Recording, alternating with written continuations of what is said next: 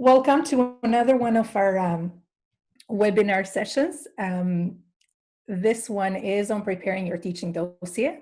I see some familiar names here, and there are others that I don't know. For those who don't know me, my name is Klodiana Kolomitro, and I'm the Director of Educational Development with the Office of Professional Development Education Scholarship, which includes faculty development and interprofessional education.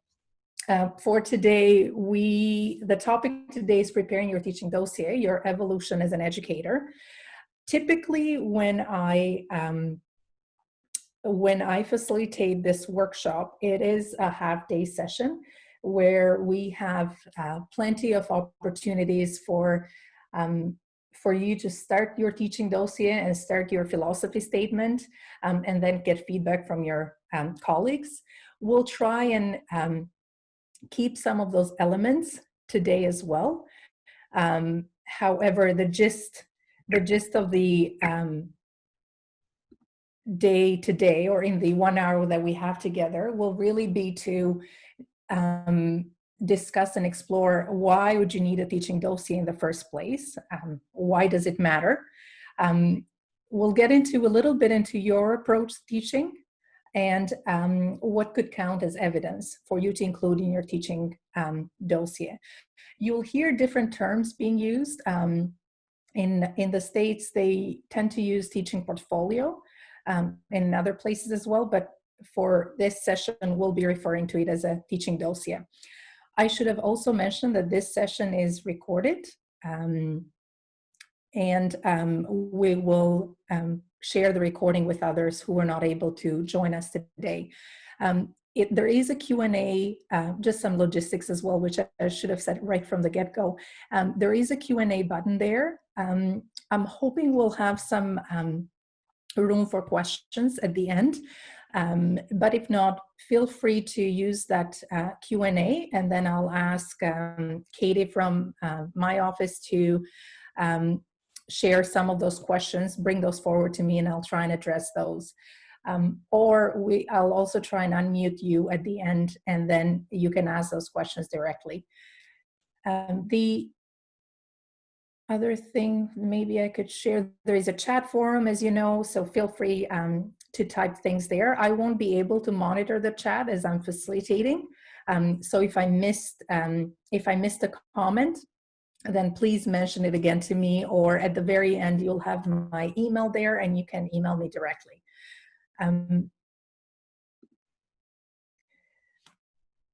I'd like to know where you are at in terms of your own teaching dossier. So there are 4 different options here. The very first one is, I have not begun this process yet. I'm starting a teaching dossier. B, I've been collecting and curating information all along. C, and I already have a complete dossier. That's option D. Please go to the link that's in this slide, paulev.com, FD webinar, or text FD webinar to the number at the bottom, 37607, and then select your option. So I'll give you a couple of minutes to do that. And again, just an opportunity to situate yourself and for me to know where you're at in terms of the teaching dossier development.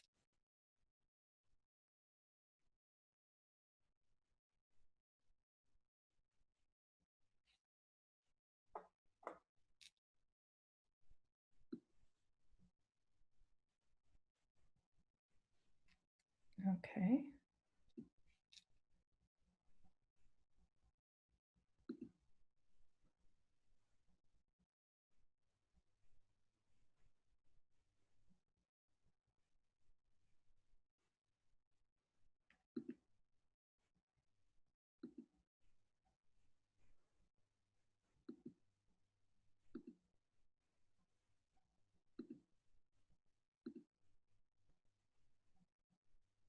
All right.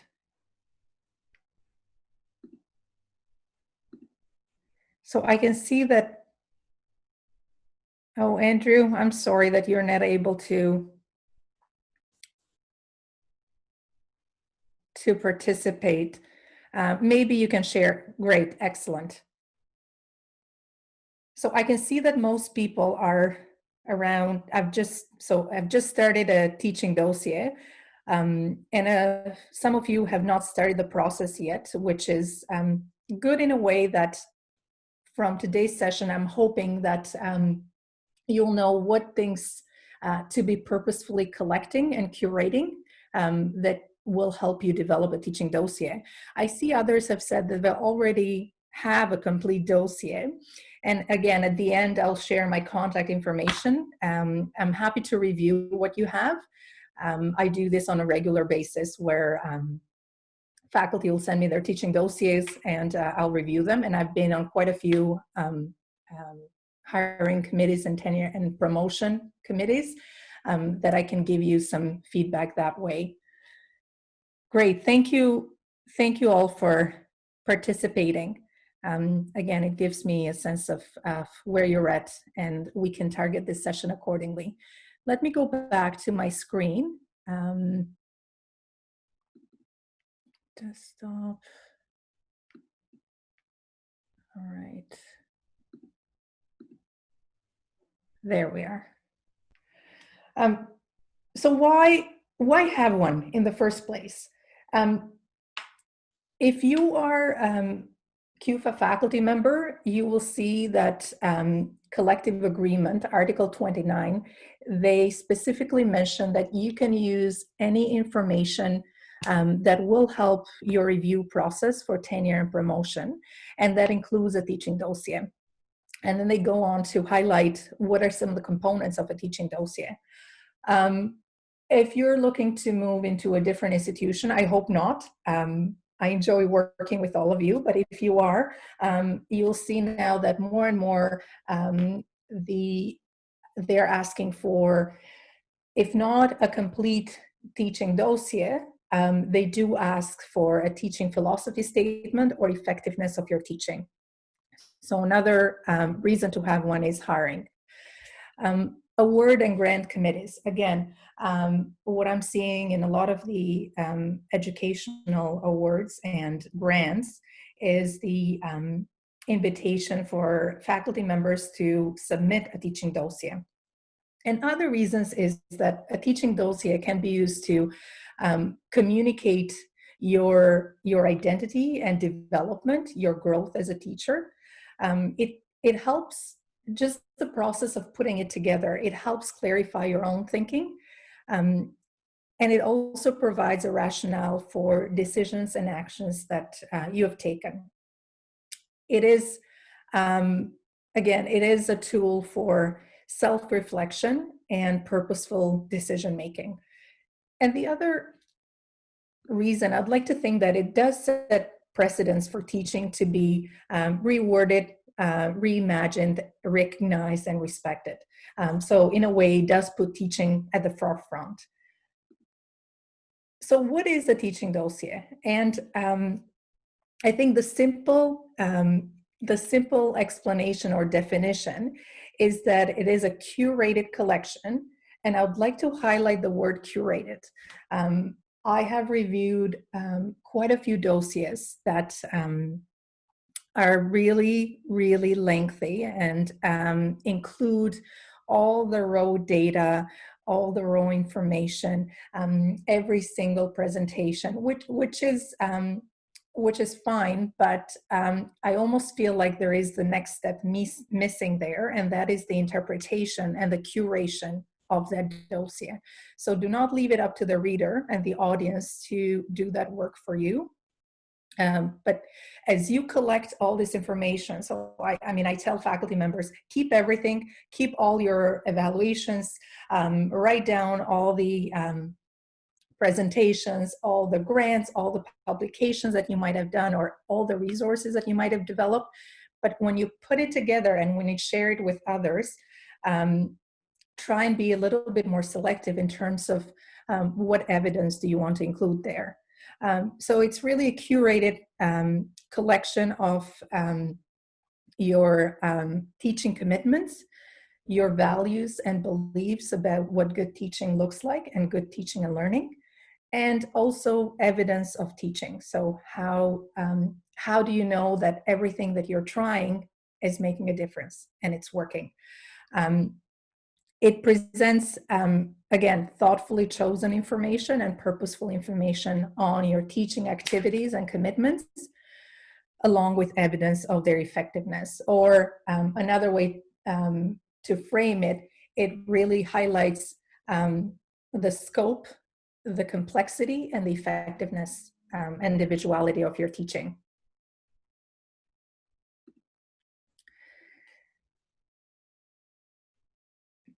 There are no, I should say that there are no two dossiers that I've seen that are alike. But typically, in a dossier, you would include the following. You would include the most critical component, I would say, would be the teaching philosophy statement. However, I've seen some dossiers before the teaching philosophy statement that start with biographical information, and really that talks about how you came to this position or how you came to your teaching role. It's really brief and one paragraph or two. Now more and more faculty members are leaving that information out, as they include this either as part of their cover letter or letter of intent, so they include that information somewhere else. So what I'm seeing now more and more is the teaching dossiers would start with a teaching philosophy statement, and then they will go and highlight your teaching commitments at the undergraduate level, postgraduate level, bedside teaching, all clinical teaching, everything else. And then evidence of teaching effectiveness, educational leadership and service, professional development, educational scholarship, and sometimes you might include appendices, not often.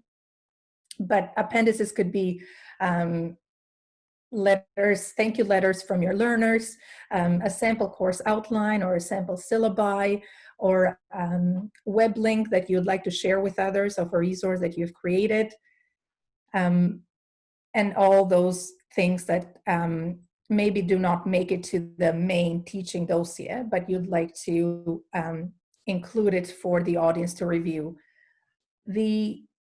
Sorry, I see, yes, slides. I'm trying to pay attention to the Q&A as well. Slides will be available afterwards, absolutely, in addition to the recording.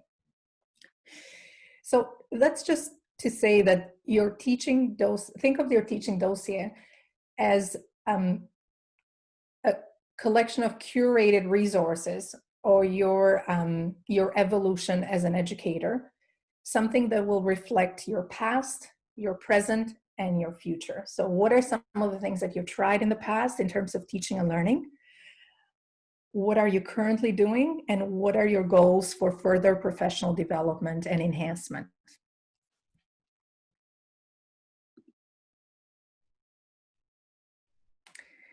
So I'll give you an opportunity now to start thinking about your teaching philosophy statement. So all these components that I mentioned earlier, we'll spend some time in going to each of them into more detail.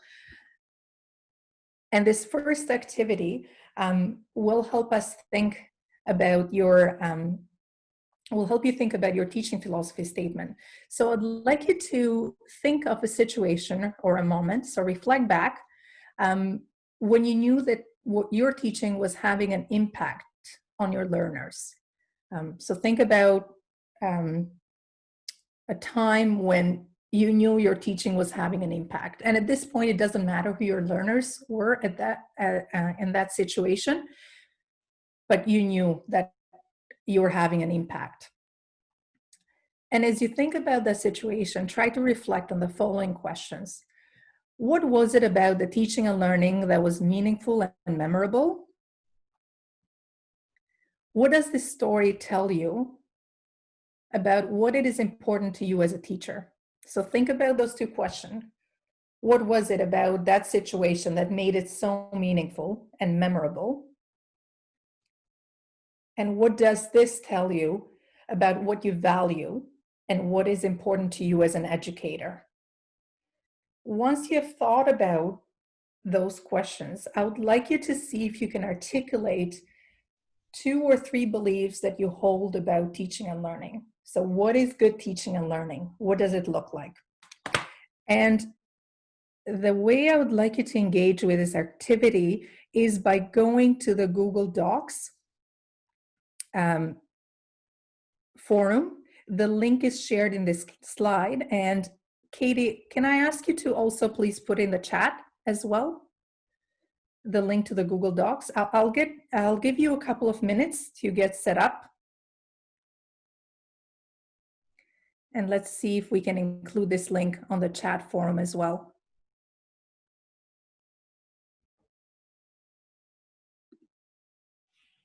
Okay, just give me a second here.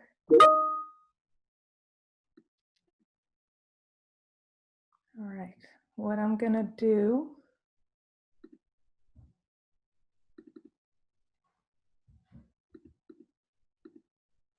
so let me see if I can stop sharing the screen. And then just give me a minute. All right, there we are. Oh, I'm missing the age. Sorry, let's try this again.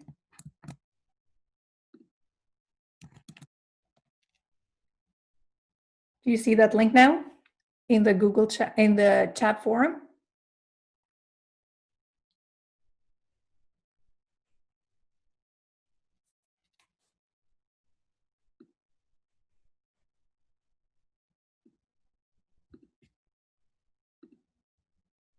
Okay, I can see some people already able to log in. Perfect.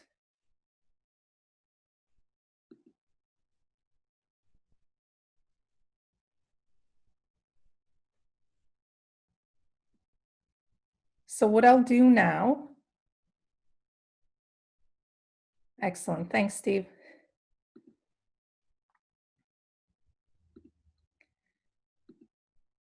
So what I'll do, I will share my screen so that you're able to see the Google Docs as well and what your colleagues are writing. Let's do this. And here. Okay.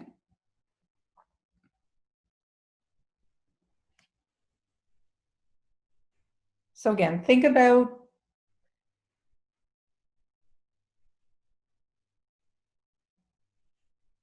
what made it memorable. What does this story tell you about what's important to you as an educator? And what are two beliefs that you hold about teaching and learning? And I can just throw in some examples as you're thinking or typing. You might say that I believe in learner-centered teaching. I believe in experiential learning, or in inclusive teaching and creating an environment where everyone can contribute. Okay, excellent. I see some thoughts there already.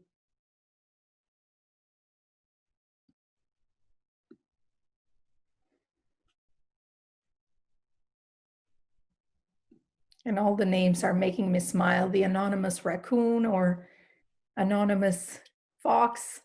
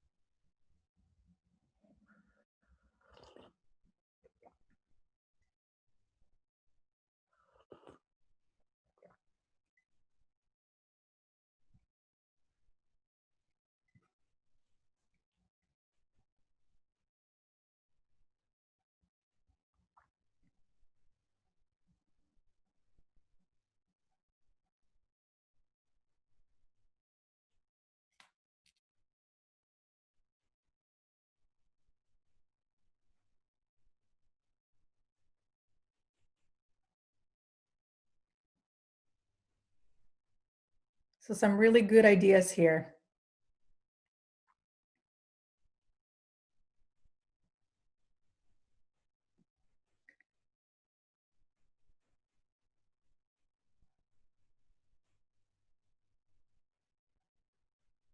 So making, believing that teaching should be interactive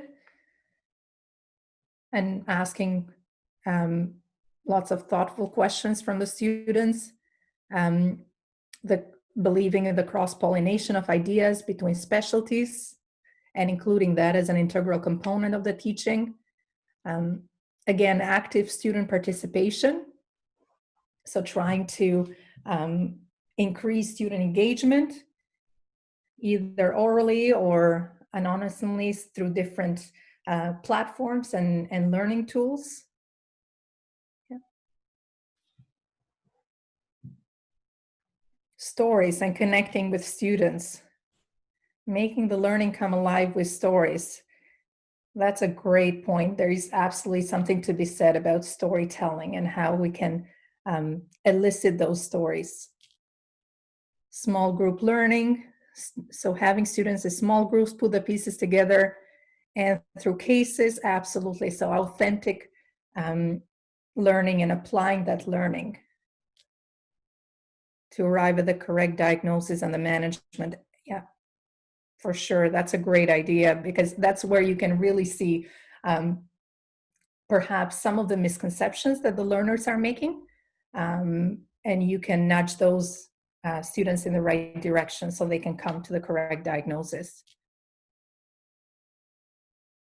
Yeah, residents implementing previous teaching and feedback into patient care, for sure. So how is their prior learning impacting what they're learning right now, and how is what they're learning right now building on that earlier knowledge?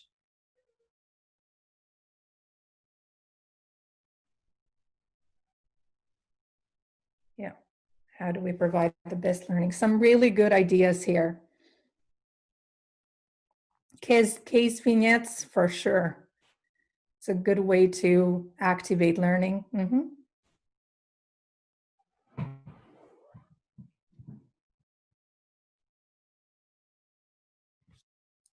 Okay, anything else?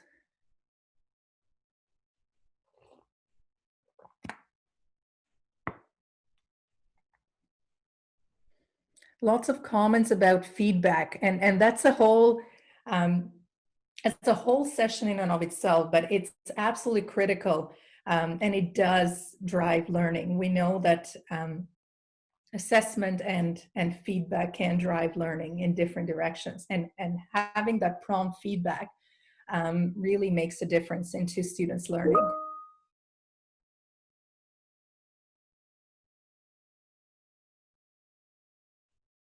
Okay. Classroom, undergraduate medical teaching, feeling engaged, maintaining eye contact and interest. Lots of really good ideas here. I'll give you one more minute just to finish the sentence you've started.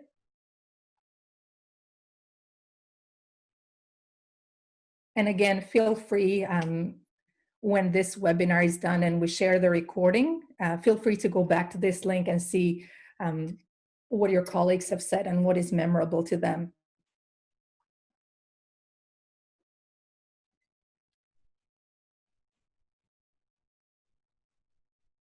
Excellent.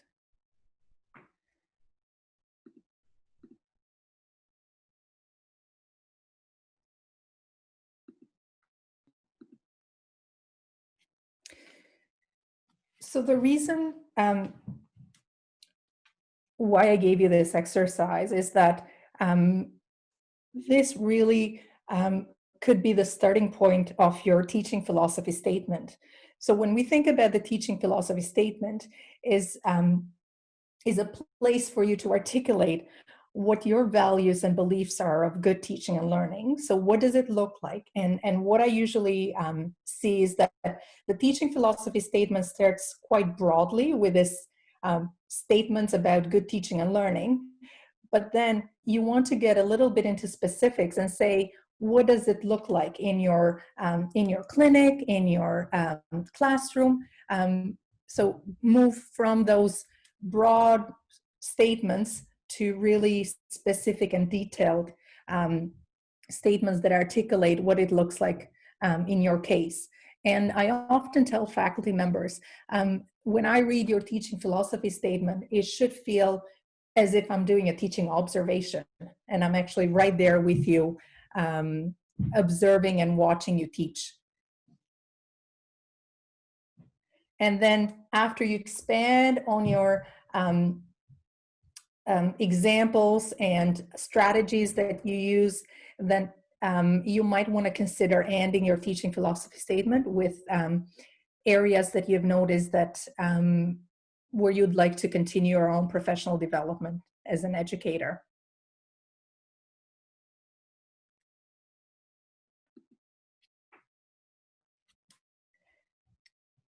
Something I should have said earlier on about the teaching philosophy statement is to think about how you want to be represented to the reader. And that will depend on what the purpose of the dossier is. If you are putting together a dossier for tenure and promotion purposes, then really you want to show that you are competent in your field, that you are typical in terms of you are engaged in commitments and activities that are expected of a faculty member. And also the third thing is you want to show growth. So for tenure and promotion, you want to show how you've evolved as an educator. If you are putting together a dossier for an award, then you want to show that you are unique. So what makes you stand out? What makes you unique? So think about why are you putting together a dossier that will slightly frame the tone of your philosophy statement, and might also influence the type of evidence that you choose to include in your dossier. So as I was saying, again, I'd like to highlight that every philosophy statement that I've reviewed is different, but generally you do want to start with what I've called here a thesis statement. So what is most important to you about teaching and learning? You want to give the reader a sense of your teaching context.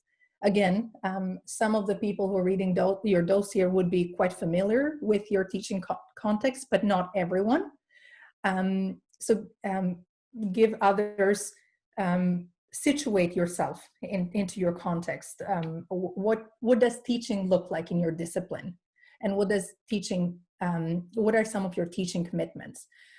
And then once you start with those beliefs that you have about teaching and learning, then how do you personalize this approach? How do you draw on these beliefs, and what do they look like in practice?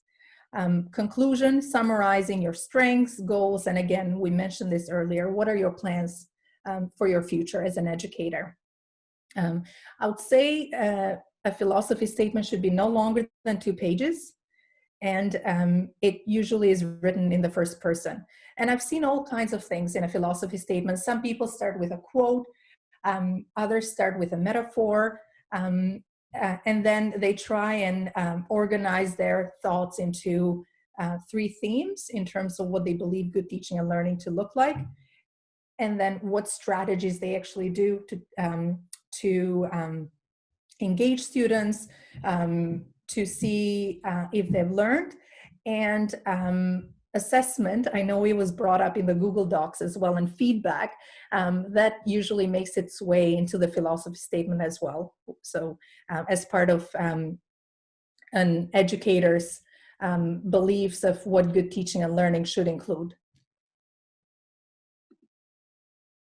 So again, what are your beliefs about teaching and learning? Oh, sorry, I moved slides. What are your beliefs about teaching and learning? Why do you hold these beliefs? That's sort of part of the opening paragraph. And then moving down, how do you enact those? What is the impact on learners, on yourself, and your colleagues? And the final paragraph, how will you continue to evolve and improve as a teacher?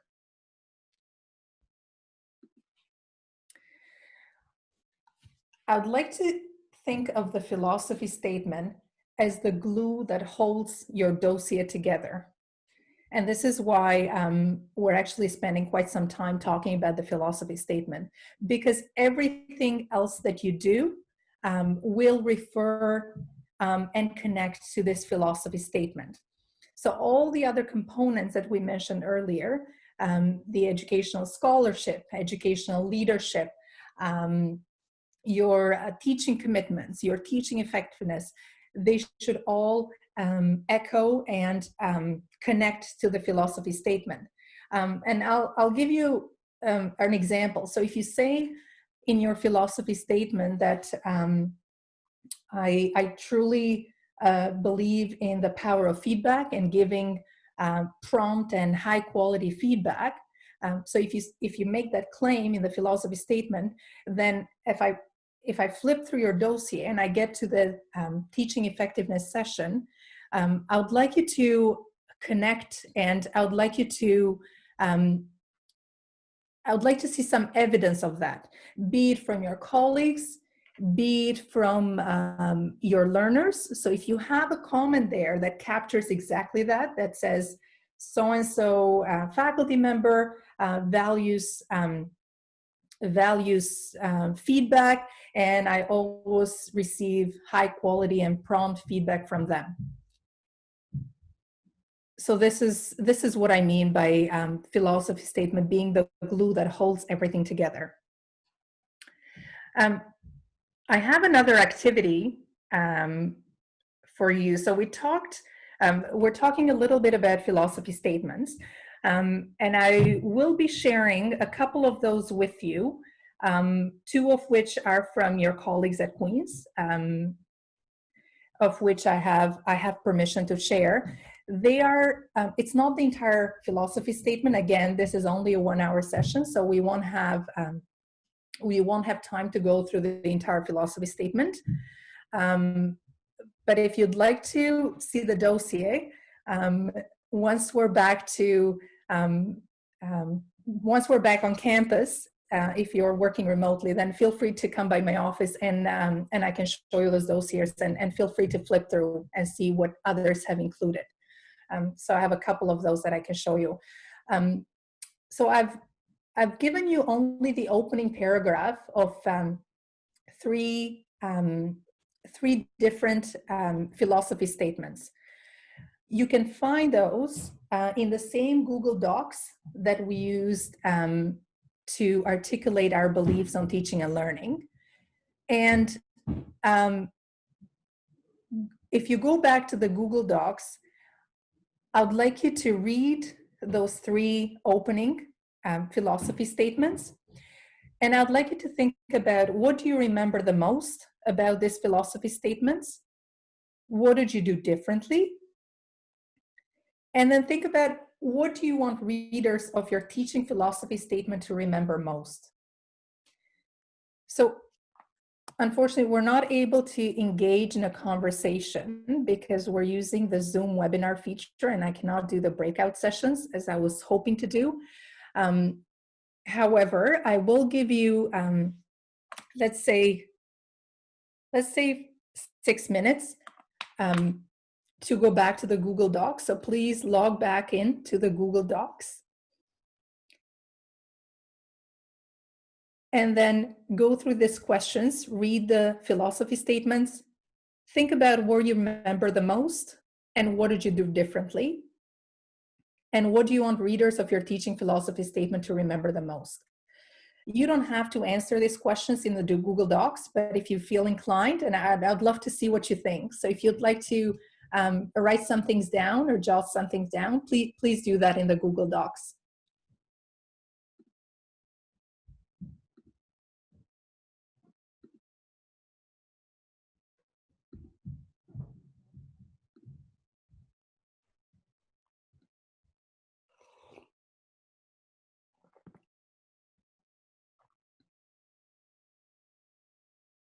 So I'll try and go back and see if there are any reactions to those philosophy statements.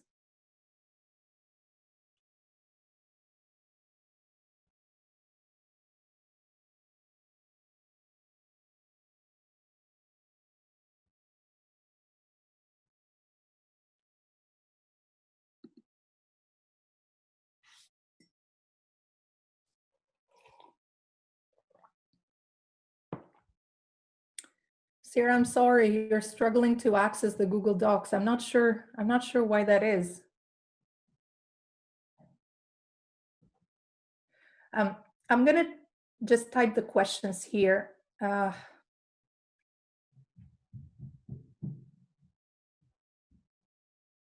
We'll try and keep this activity short then, so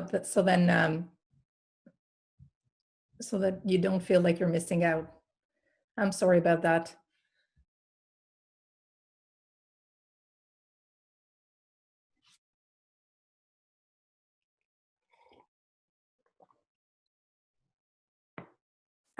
Josh, I can put the link back to the Google Docs.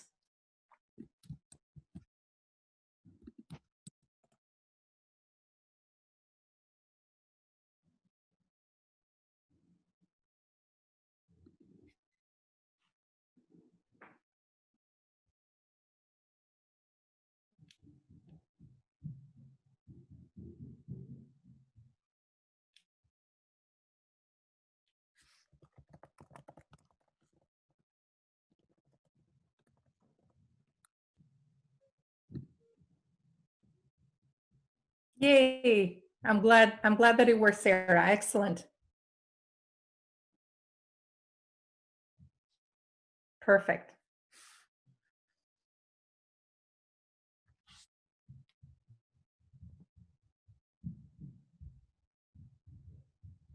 Josh, are you able to log in?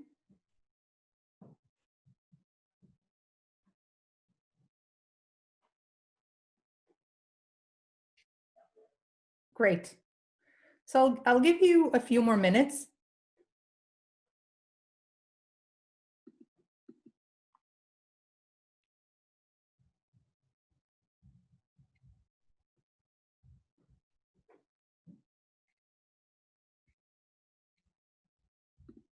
And again, just to remind everyone, the questions were, what do you remember the most about this philosophy statements? What did you do differently? And just think about, what do you want readers of your teaching philosophy statement to remember the most about your philosophy statement?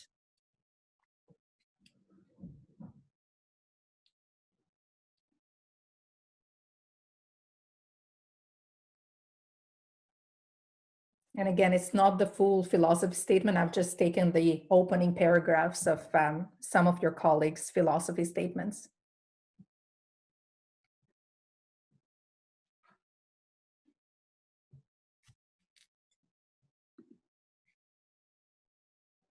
Let's see if there are some comments here.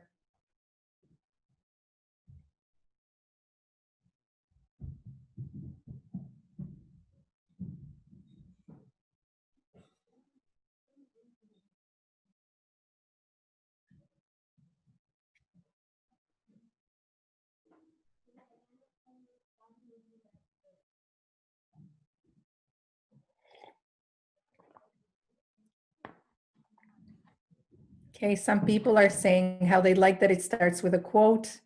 It's engaging and it's short, to the point.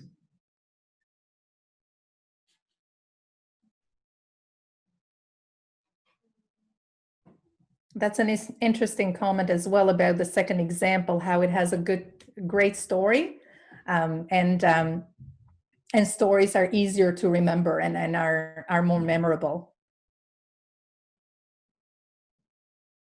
There is an interesting comment about finding that balance between not making your philosophy statement too generic, again, those sweeping broad statements, but then again,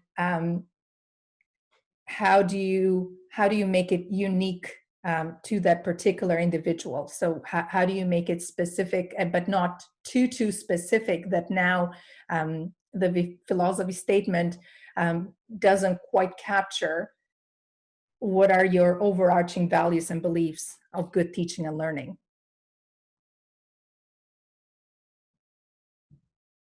You're right. They did give examples later on in the philosophy statement. So again, you're just seeing the opening paragraphs.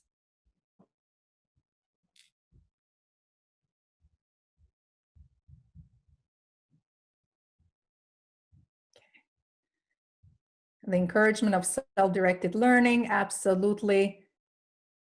give an example. Yeah, I'm so glad that you are all mentioning the importance of making it specific. And again, I said this earlier, but to me, when I review philosophy statements, I often tell faculty members that it should be, it should really give me a good sense of who you are as a teacher and what strategies you use to enhance student learning.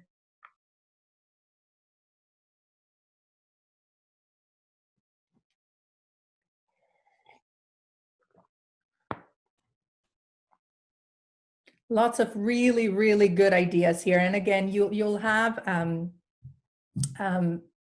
link to the Google Docs, so feel free to go back to it. I am mindful that we only have 15 minutes left, and I would like to leave at least 5 minutes for Q&A at the end. So we'll just keep moving on to the other components of the dossier, and I'll try and share screens again.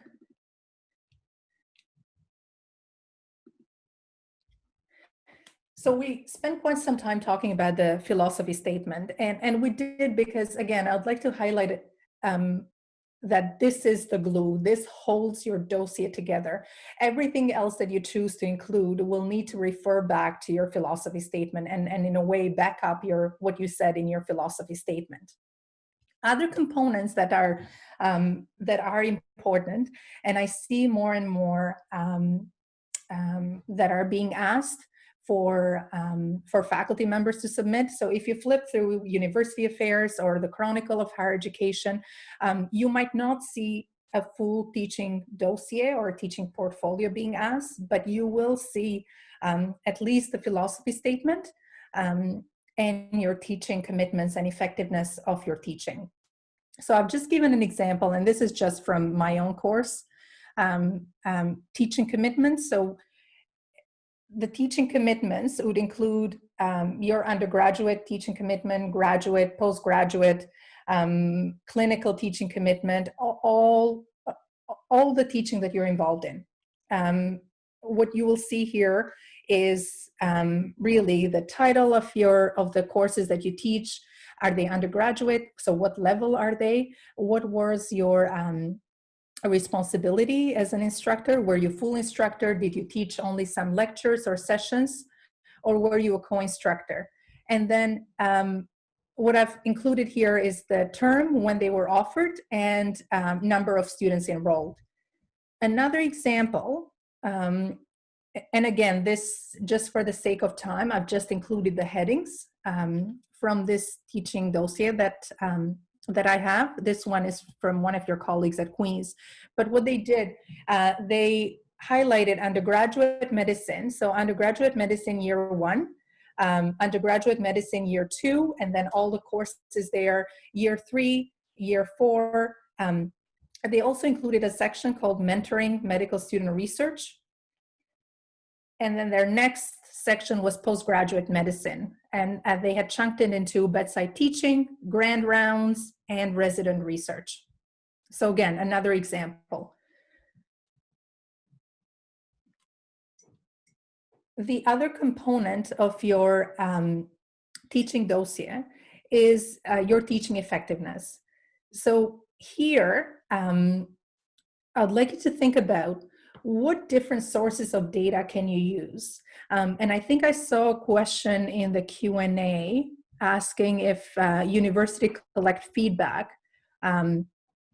that we can access to include in our dossier. Yes, there is, if you're a QFA member, there are the USAT, University Student Evaluations of Teaching. They are under review, and I believe there will be a revised version of those.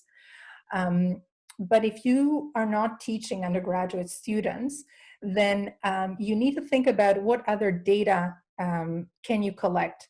So CBME, I mean, I know in Elentra, you will likely be able to find some data that you can use to include in your teaching dossier. Think about also informal ways that you can collect feedback, and you might have to create your own survey to get some feedback from your learners. But also think about how do you interpret and report on the feedback that you collect. So I've seen a combination of Likert scale items being included in this section and narratives. So Likert scale items, you might use overall, sort of the last item there, overall this instructor was an effective teacher. Or you might create your own items and ask students if they strongly agree or strongly disagree, which is powerful. I think equally powerful is also testimonials from students. So ask them to comment on, typically what I ask them to do is what they would like me to continue doing, or how about. So I ask the question, what did you like, and then how about. And in the how about, they can give me ideas of what they want me to do differently or what they want me to stop doing. But I prefer that much rather than start, stop, continue. And again, I mentioned earlier that the teaching effectiveness will need to reflect what you included in your philosophy statement. So if you said something about feedback, the example that I gave earlier, then hopefully you'll have some statements there that speak to how often you provide feedback and the quality of that feedback. Sorry, I'm gonna keep moving. Another section is educational scholarship. So here you can think of any conference presentations related to teaching and learning, any educational research grant, any educational research that you're engaged in, any grants, any publications, or any kind of writing that you've done about teaching and learning. Educational leadership, coordinating or giving workshops, grand rounds, seminars, mentoring, coaching, developing any curriculum materials, if you've been a member of any educational committees. So everything will go under the broad umbrella of educational leadership. Professional development, again, what are you engaged in? Courses, certificates, everything that you've done or are doing to grow as an educator.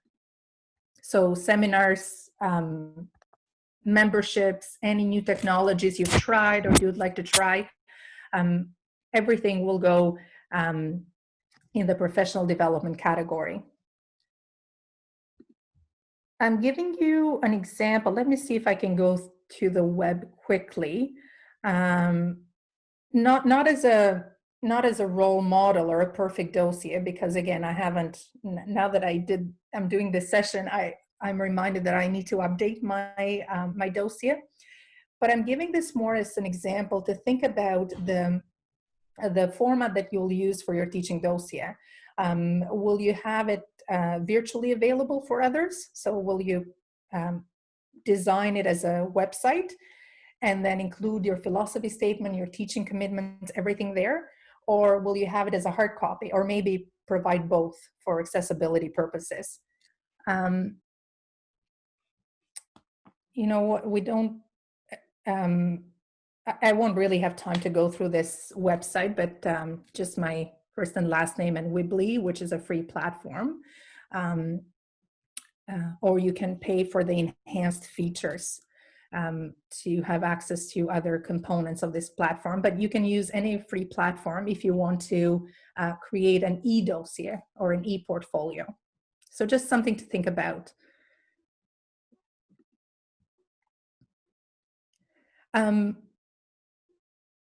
I want to point out some resources. So all the references that I've mentioned are here, but we in faculty development have also put together a brief teaching dossier guide, and the link is right here, the very first link. So feel free to browse and see if there is anything that might be useful to you. And the other thing is, like I said, I'm always available. I'm ready to help. I review dossiers on a regular basis, so I'm happy to go through yours and provide some feedback and input. And And also for those who indicated at the very beginning that they haven't started thinking about a dossier first, I think now would be a good opportunity for you to participate in some faculty development activities or events, or lead some faculty development events, and those could easily go under your educational leadership component. So get started now, and see what opportunities might be there that would resonate with you and would help you complete a teaching dossier. Well, thank you so much, everyone, for taking this hour and spending it with me to talk about teaching dossiers. Like I said, the session is being recording, and you'll receive the recording soon. I'm happy to review any dossiers that you have or meet with you and provide you feedback that way, whatever is useful to you. So I hope I get to hear from you soon. Enjoy the rest of the day. It's quite sunny and beautiful outside.